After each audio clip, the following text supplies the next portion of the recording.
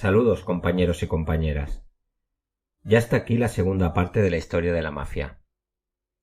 En la primera parte os hablé de los comienzos y de cómo fue cambiando con el tiempo la Cosa Nostra, siendo al principio un movimiento rural y convirtiéndose en una multinacional del crimen con la ayuda de la mafia de los Estados Unidos.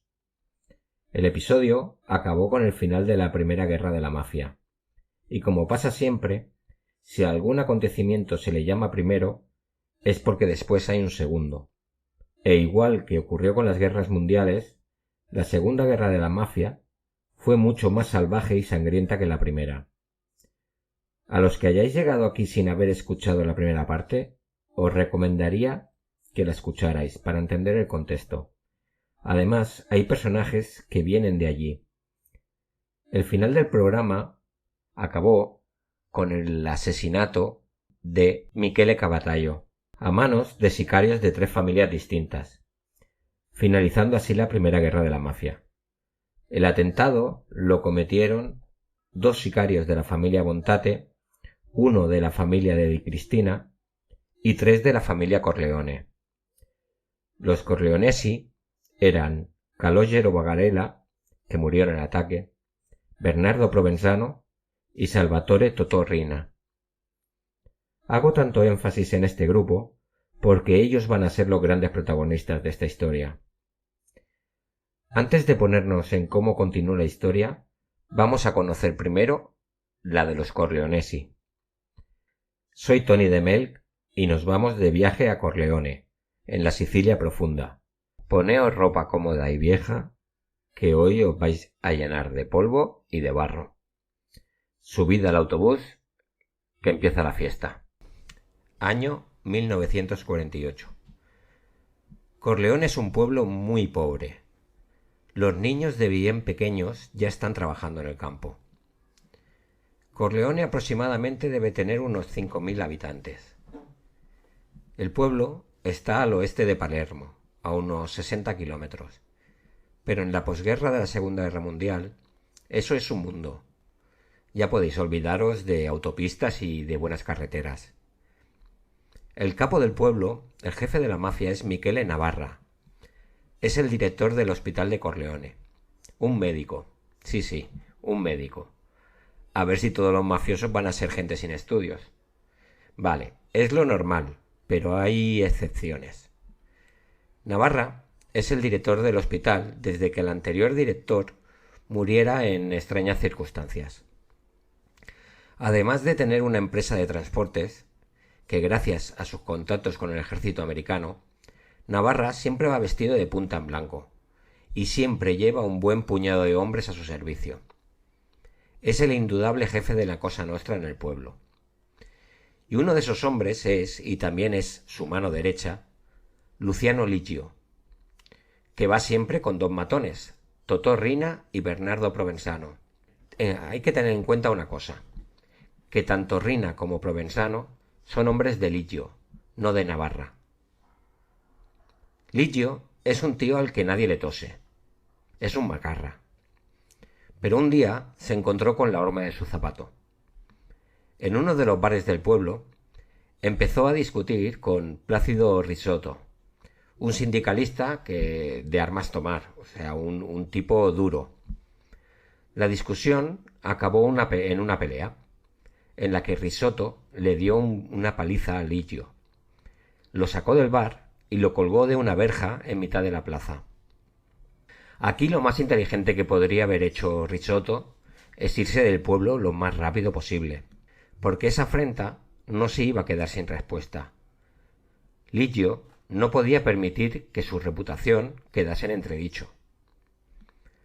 Un día, Liggio y sus hombres le prepararon una trampa y lo mataron. Por la noche lo llevaron al monte y lo tiraron al fondo de una gruta. Pero un joven pastor de 11 años, Giuseppe Letizia, vio toda la escena y se quedó traumatizado. Su padre, al día siguiente, lo llevó al hospital porque al niño le pasaba algo. Balbuceaba y no tenía sentido las cosas que decía.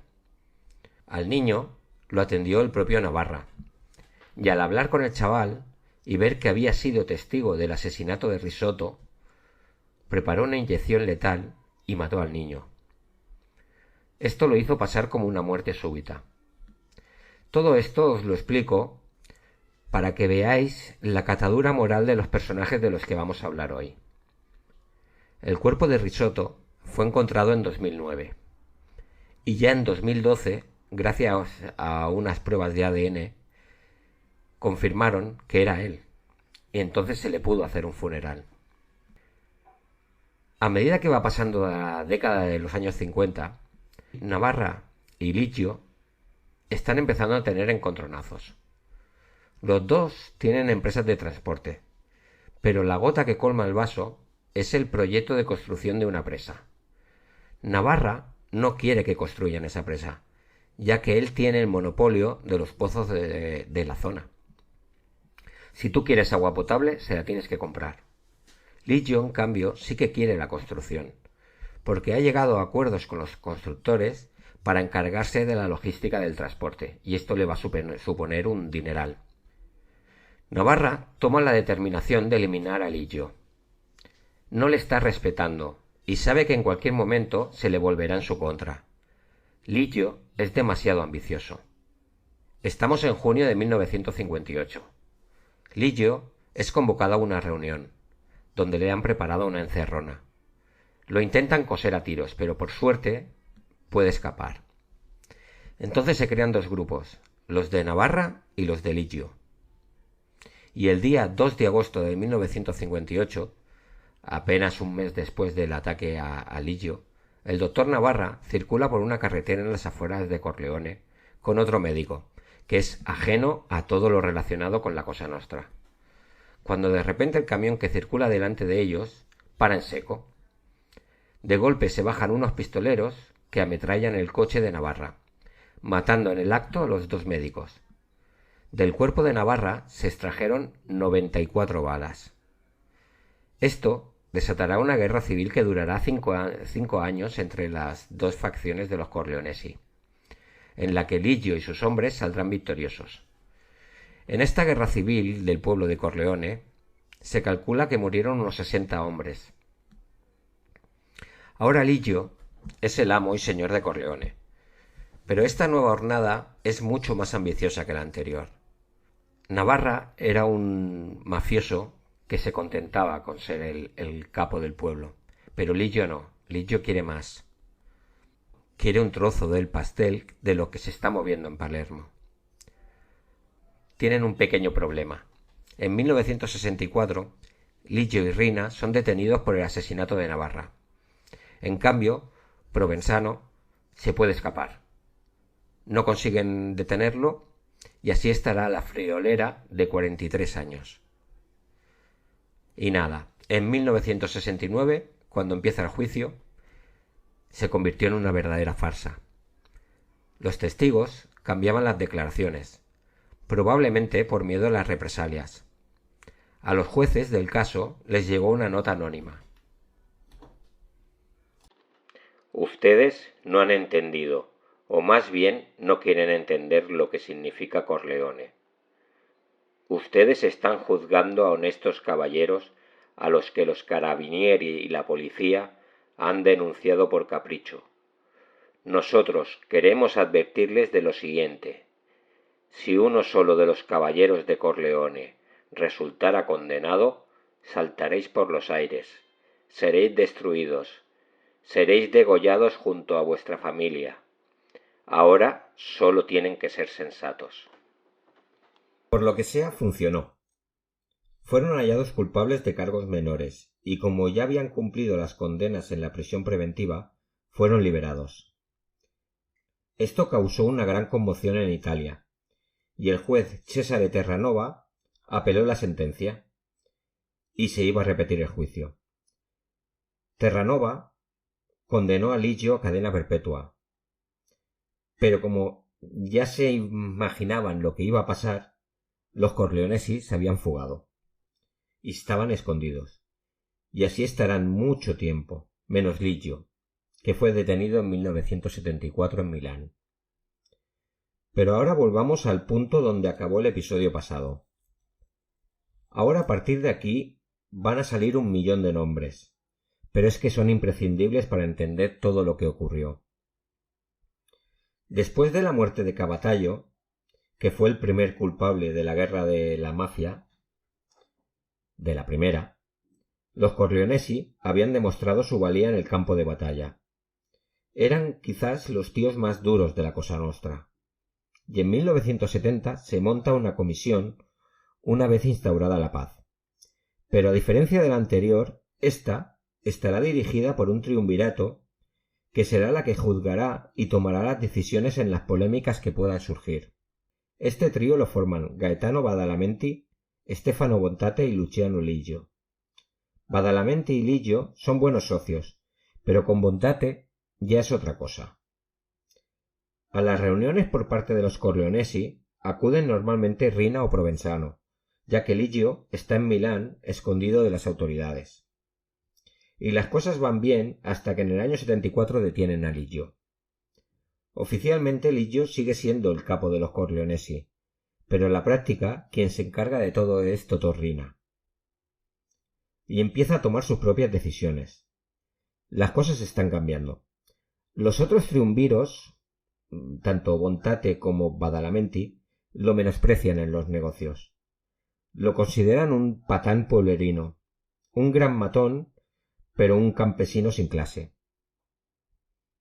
Como explicamos en el episodio anterior, el dinero de verdad está en la heroína, y Corleone no tiene ni puerto ni laboratorios donde fabricar la droga. Además, los Corleonesi no tienen contactos en Estados Unidos. Apenas cuentan con ellos para los envíos. Badalamenti era un gran socio de Liggio, pero con Riina la estrategia es diferente. Riina será un hombre de pueblo, pero lo que no es tonto. Se da perfecta cuenta de la jugada que les están haciendo. Los palermitanos se la están jugando y no saben con quién se están metiendo. Como he dicho, Riina no es tonto y monta una estrategia digna de Napoleón. Las leyes de la comisión son claras. La Cosa Nostra ha de ser invisible.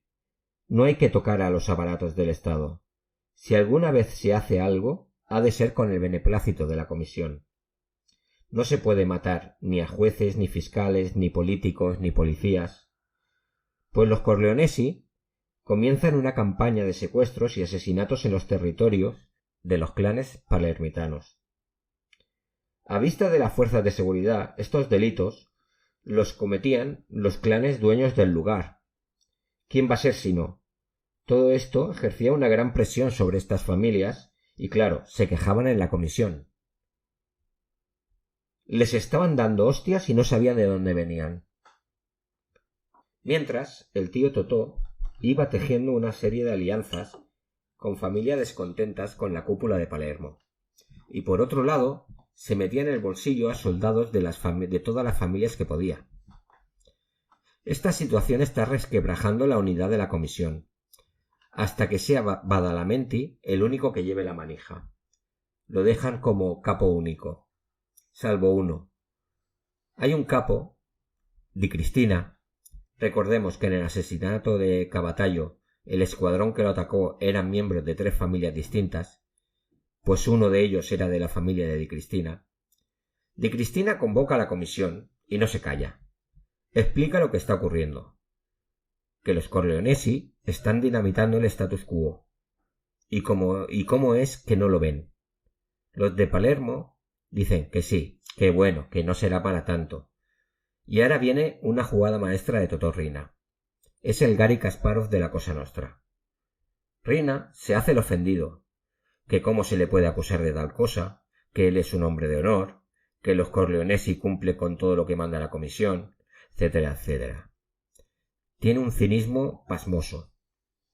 Entonces pasa el ataque. Acusa a Badalamenti de que no es un buen jefe, que cómo permite que pasen estas cosas, que está orquestando una caza de brujas contra los Corleonesi, y exige una votación para quitar a Gaetano Badalamenti del cargo.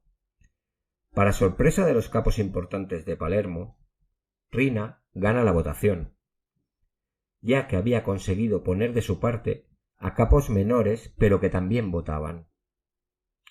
Badalamenti es destituido como jefe de la comisión. Incluso lo echan de la Cosa Nostra. Badalamenti huirá de Sicilia, porque claro, hay gente que le tiene ganas, y ahora es un don nadie en Sicilia. Su muerte no le supondría ningún problema al mafioso que lo matase. Esto será lo mejor que le podía pasar al bueno de Badalamenti, porque al menos saldrá vivo de todo lo que vino después.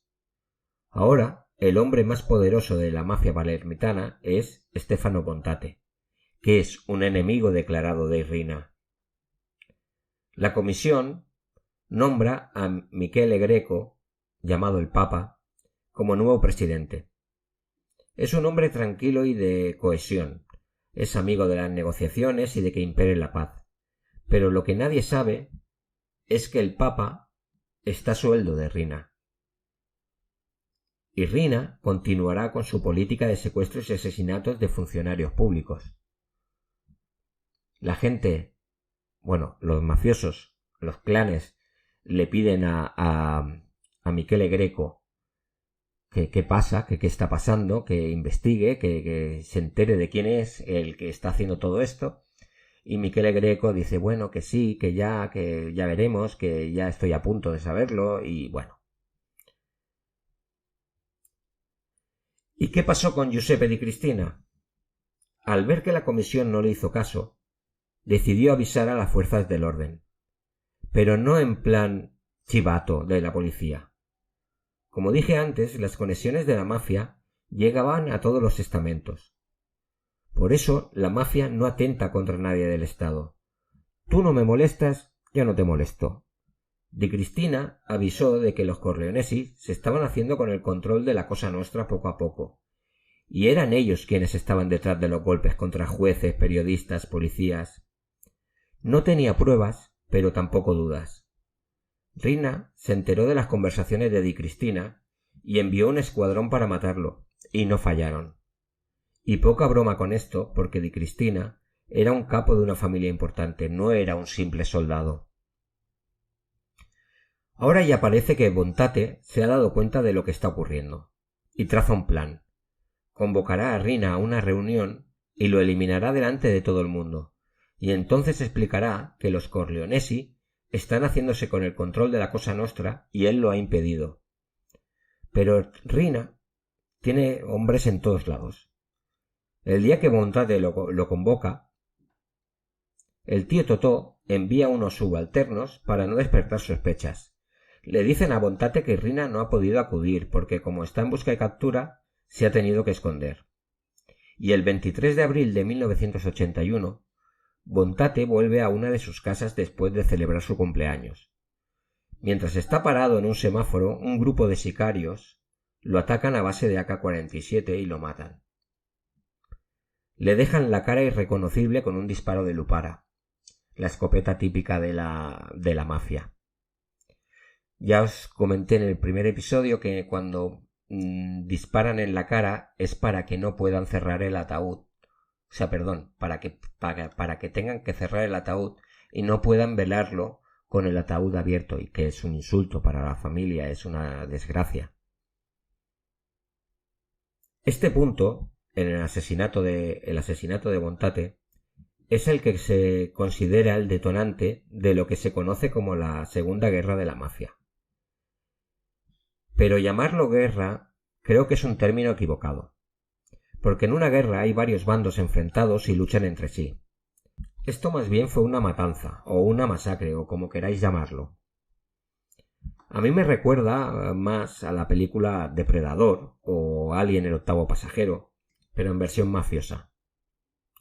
Los hombres de los palermitanos, los propios jefes o incluso sus familias, eran masacrados en cualquier momento.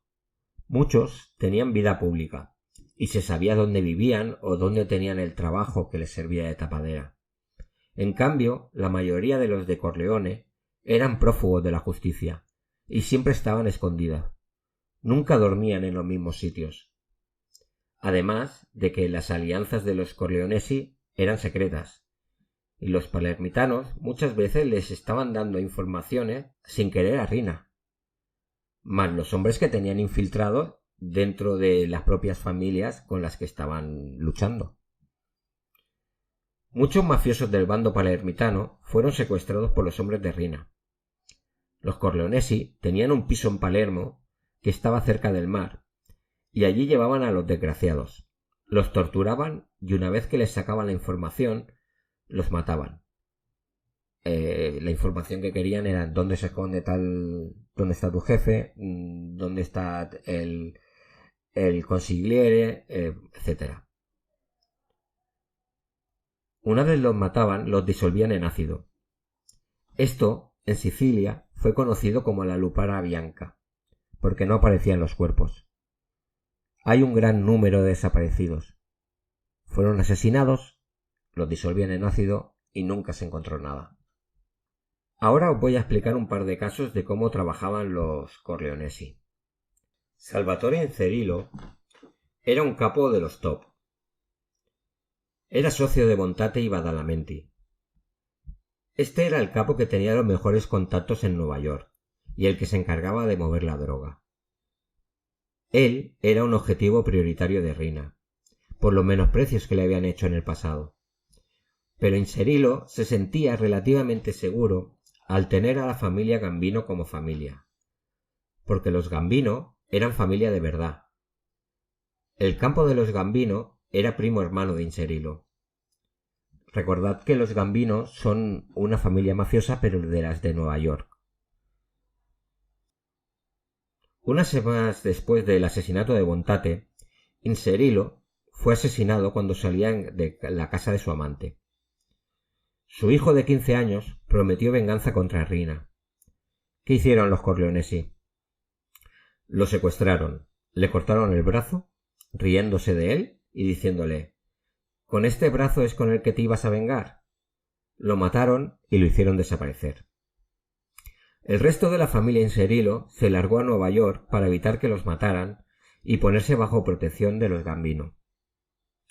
Los Gambino enviaron una delegación de miembros de su familia a Sicilia y pidieron a Rina que dejara a los Inzerillo tranquilos. Rina estuvo de acuerdo. No tocaré a los Inzerillo, pero con una condición. Uno de los hermanos de Salvatore Inzerillo tenía que morir. Así que en enero de 1982, en Nueva Jersey, apareció muerto en el maletero de un coche el hermano. Otro ejemplo es el de Tommaso Buscetta, que fue uno de los capos que en 1957 se reunió con Joe Bonanno y Lucky Luciano en Palermo para montar la comisión. En 1980 ya se olía la tostada de lo que estaba por venir, y se escapó a Brasil antes de que empezara la matanza. Los Corleonesi, como no pudieron pillarlo, en venganza, a esto coger papel y lápiz, le mataron a 2 hijos, un hermano, un cuñado, un yerno, 4 sobrinos. Algunos de ellos no tenían nada que ver con la mafia. Acordaos de Buscetta, porque este vuelve a salir, La Segunda Guerra de la Mafia duró entre 1981 y 1983. Se calcula que murieron alrededor de 1000 personas. Sale a una media de un asesinato cada 3 o 4 días. Los Corleonesi se hicieron con el poder total de la mafia siciliana. Pero aquí no quedó la cosa. No solo le declaró la guerra a los otros grupos mafiosos, también se la declaró al Estado. Y ahora vamos a ello. La mafia se dedicó a matar con atentados a una cantidad ingente de jefes de policía, jueces, fiscales, periodistas.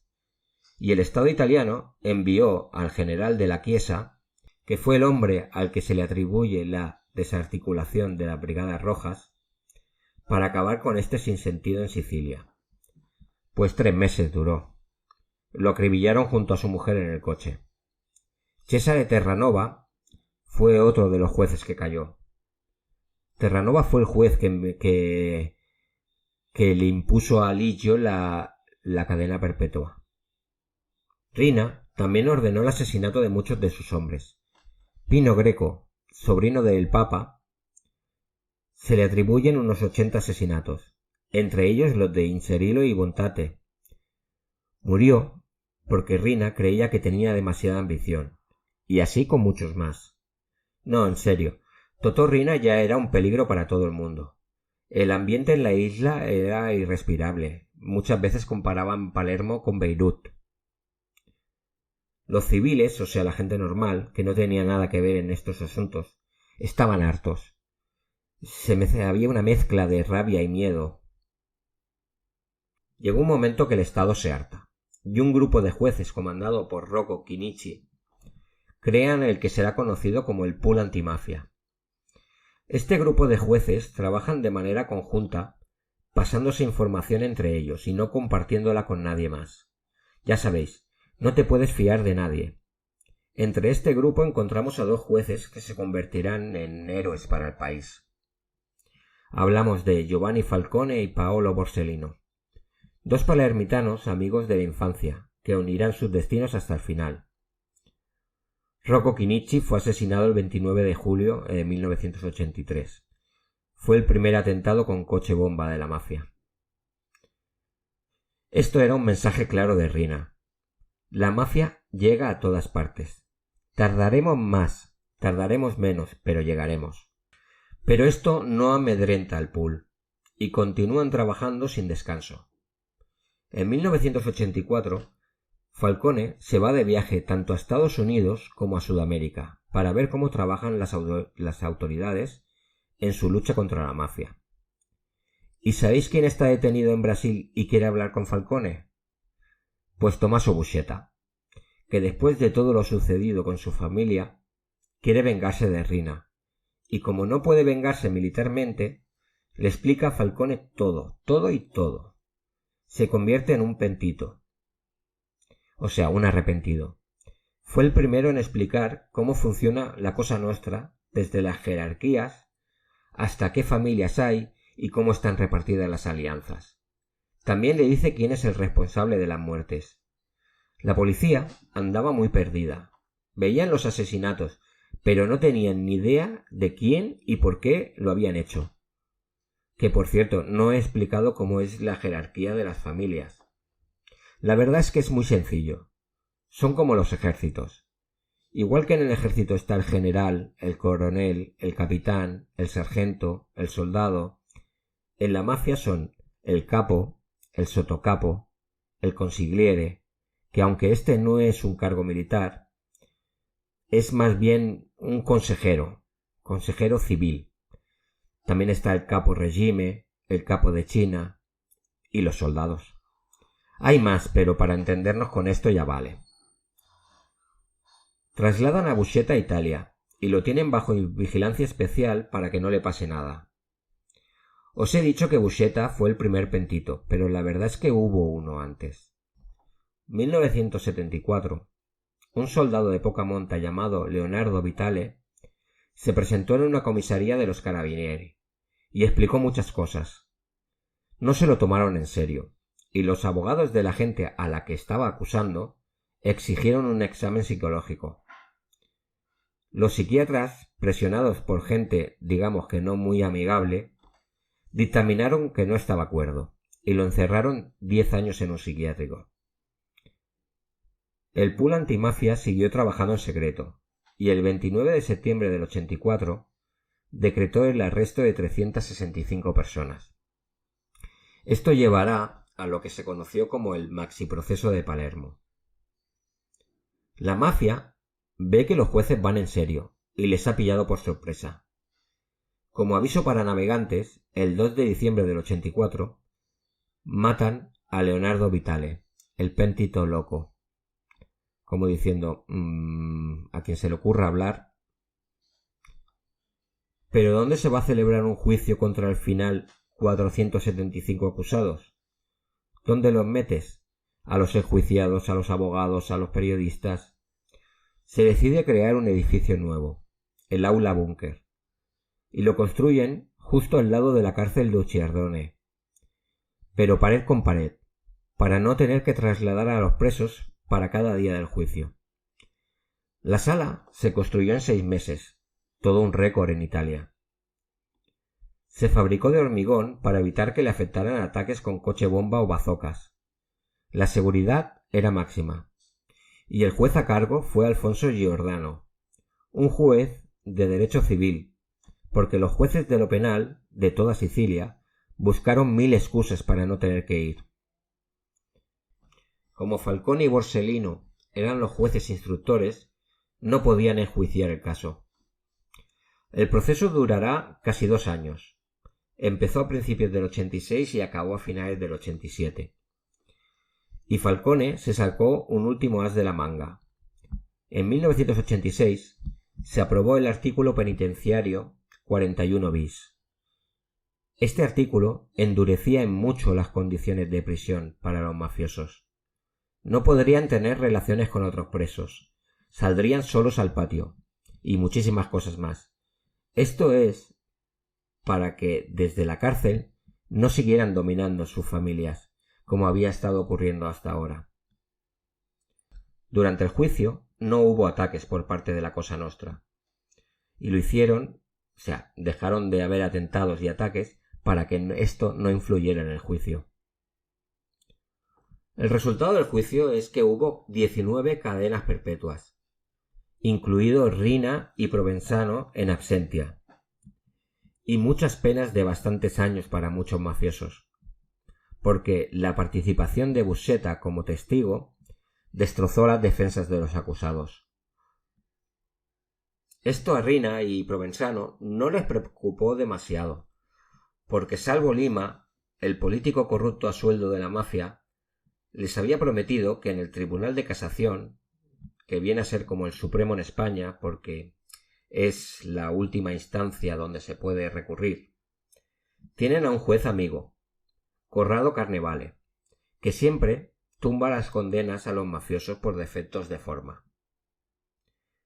Pero Falcone, que ahora está en Roma, es avispado y cambia las reglas. Hace que Carnevale no pueda estar en el Tribunal de Casación en cuanto llegue el juicio del maxiproceso. Y el 30 de enero del 92 se confirman todas las sentencias. Rina, en un ataque de rabia, hace matar a Salvo Lima. El antiguo alcalde de Palermo es asesinado al lado de su coche. Si no has cumplido con tu palabra... Salvo Lima, que era el hombre fuerte de Giulio Andreotti en Sicilia, y probablemente la conexión más importante de la mafia con el estamento político, si a Lima se le podía matar, cualquiera podía morir. A finales de mayo del 92, Falcone y su mujer y 3 escoltas han aterrizado en el aeropuerto de Palermo y se dirigen a la ciudad. Cuando circulan por la autovía que conecta el aeropuerto con Palermo, hay una explosión que destroza el primer coche donde viajan los escoltas, que mueren en el acto. Falcone y su mujer, debido a la potencia del artefacto, salen despedidos contra el cristal delantero y también mueren. La autovía quedó destrozada con un socavón de más de 10 metros. Rina se ha vengado, pero a la vez esto supone un paso firme hacia su fin. Empiezan los primeros contactos entre Rina y el Estado para que la mafia deje de matar. Las peticiones de Rina son imposibles. Quieren que quiten el 41 bis, que se anule el maxiproceso. Esto no puede hacerlo el gobierno. Son decisiones judiciales y no se puede meter ahí. Como el gobierno le dice que no, el Estado le dice que no, Rina, 2 meses después de matar a Falcone, pone un coche bomba enfrente de la casa de la madre de Borsellino y cuando el juez la visita lo mata junto a 5 escoltas. Esto provocó una repulsa generalizada en la sociedad siciliana. Incluso en el funeral de Borsellino tuvieron que escoltar a los políticos que acudieron, por miedo a que los lincharan, al grito de «fuera la mafia de la iglesia». Ciancimino, otro político asociado a la mafia, que es el nexo para las negociaciones, propone que Provenzano sería un interlocutor mucho más razonable que Rina. De esto no hay pruebas, pero es muy probable que Provenzano o hombres favorables a él traicionen a Rina y lo delaten, porque hay una serie de detalles que dan que pensar. En enero del 93 detienen a Totò Riina cuando salía de una casa que estaban vigilando. Lo primero que habría que hacer es registrar la casa, pues la policía entró en la casa 18 días después del arresto. 18. Cuando entraron, la casa estaba vacía y habían hasta pintado las paredes. Esto da mucho que pensar. Riina ya no saldrá de la cárcel en lo que le queda de vida. Hubo un último suspiro violento. La mafia puso bombas en Milán, Florencia y Roma. Pero esto fue el canto de cisne. Entonces, Bernardo Provenzano se hizo cargo de la Cosa Nostra. Provenzano, que era igual de duro que el tío Totò, resultó ser un capo mucho más tranquilo. Se acabaron las matanzas y los asesinatos de cargos públicos. La mafia volvió a ser invisible, probablemente por un acuerdo con el Estado italiano. En 2006 detuvieron a Provenzano en un cuchitril de Corleone. Vivía como un pordiosero. Se comunicaba con pizzinis, una serie de notas que entregaba a sus lugartenientes para dar las órdenes. Nunca hablaba por teléfono y no veía nunca a su familia. 43 años estuvo escondido de la justicia. El sustituto de Provenzano fue Matteo Messina Denaro, que igual que Provenzano también estaba en busca y captura, y también era un asesino implacable. ¿Os acordáis de la muerte del hijo de cuando Inserilo murió, el que mató a su hijo cortándole el brazo? Pues fue Matteo Messina Denaro. Pero él, en el tema de la dirección de la mafia, siguió los pasos de Provenzano y mantuvo un perfil bajo. Él también fue el encargado de las bombas de Milán, Roma y Florencia. Y a principios del 2023 fue detenido en una clínica de Palermo mientras estaba tratándose de un cáncer de colon. Murió este mismo año. Ligio, Riina y Provenzano también murieron en la cárcel. Tommaso Buscetta entró en un programa de protección de testigos de Estados Unidos. Hoy por hoy la mafia siciliana no tiene el poder de antaño. Hoy ese poder lo tiene la 'Ndrangheta calabresa. Pero no deis por muerta la Cosa Nostra. Si ya se levantó una vez, puede volver a hacerlo. En Twitter, @melcaniano, con K. Bueno, y hasta aquí la historia de la mafia siciliana. Si os ha gustado podéis dejarme un like, un comentario o una cosa que siempre se me olvida, que os suscribáis. Y así os enteraréis cuando ponga un programa nuevo. Tengo algunas reflexiones sobre este tema. La mafia que se ve siempre en las pelis, la familia es lo más importante, pues no sé. En cuanto tenían una oportunidad, o mataban a su jefe, o lo traicionaban. En realidad para mí eran delincuentes con ínfulas de grandes caballeros.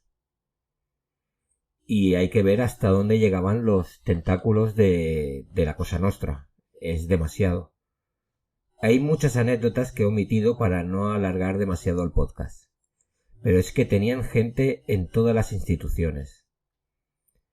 Creo que para ser un arrepentido tenías que estar en una situación muy jodida. Porque igual al policía al que le estabas prestando declaración, igual era parte de la mafia y tú no lo sabías. O la secretaria o cualquiera que estuviera por allí, quien estaba barriendo, fregando el suelo. Se habla que había más de 10.000 miembros de la Cosa Nostra en Sicilia. Y también otra cosa que me ha sorprendido es lo mal que los palermitanos juzgaron a los de Corleone, creyendo que como eran de pueblo pues no estaban a su altura, y lo caro que lo pagaron. Por otro lado, mientras para los palermitanos el dinero y el poder estaban equilibrados en una balanza, Para los de Corleone, no. El poder siempre fue mucho más importante. Tanto Rina como Provenzano ganaron dinero a expuertas, pero no lo podían disfrutar. No eran como Pablo Escobar, que tenía una finca con un zoológico entero. Rina y Provenzano siempre estaban escondidos. Apenas se podían mover de la isla.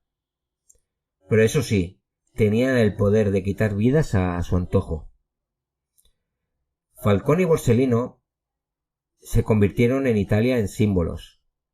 Hoy el aeropuerto de Palermo tiene sus nombres, es el aeropuerto Falcone Borsellino. Y es curioso porque uno de los constructores de este aeropuerto y quien más mano metió en la construcción del aeropuerto fue Gaetano Badalamenti. Lo que decía Falcone y Borsellino es que son historia del país. No hay nadie en Italia que no sepa quiénes fueron estos hombres. Como recomendaciones hay varios documentales en YouTube. Pero si os gusta especialmente este tema y queréis conocerlo en profundidad, os recomiendo encarecidamente el podcast 5 Padrinos, que lo podéis encontrar en iVoox. HBO también tiene un telefilm sobre la vida de Falcone. Y Mediaset Italia hizo una miniserie sobre Totò Riina. Y hablando de Mediaset, por lo visto, Silvio Berlusconi también estaba en tratos con la mafia. Bueno, tampoco sorprende. Espero también que el que hayan salido tantos nombres no sea lioso, pero es que era inviable el no nombrar a todos estos personajes. Es que tuvieron un peso específico muy grande en esta historia. Y bueno, y los que me he dejado. Bueno, gracias por llegar hasta aquí. Soy Tony de Melk. Un abrazo y a cuidarse.